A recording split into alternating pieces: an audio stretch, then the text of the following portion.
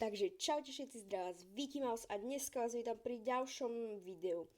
Dneska si ukážeme moje Photoshop skills. Stiahol som si novú aplikáciu a neviem, kde som na ňu natrafil a ide v podstate o to, že máte takýto krásny priblížený orezávač a vybral som si teda dva obrázky, ktoré by som chcel dokopy spojiť. Mám tu toto prenádherné kanoe, ktoré som vyberal dlho a túto peknú krajinku.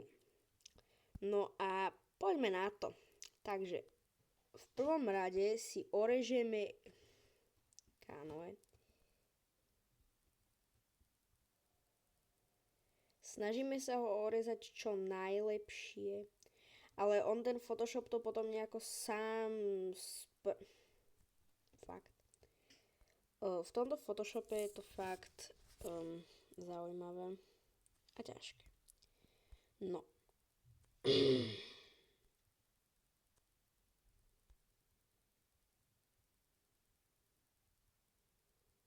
Hrozné, že vám to furt takto preskakuje, tá bublina.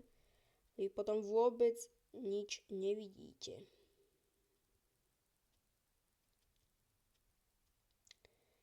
Takto ju tam krásne dáme.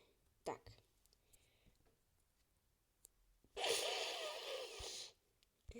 To vyzerá otrasne, Ježiši Kriste. No, to som zvedavý, že čo z tohto znie. Presne o tomto som hovoril.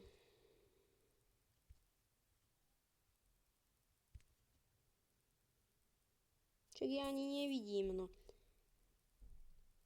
A krásne, ale že prenádherne sa mi to tam uloží. Tak rýchlo.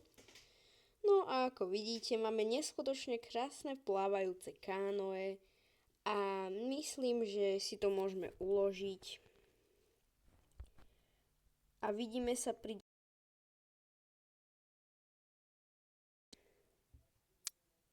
Pokiaľ sa vám video páčilo, dajte like, odber. Pokiaľ sa vám video nepáčilo, tak ani like, ani odber nedávajte, ale veľmi ma potešilo, kebyže to ten like a odber dáte.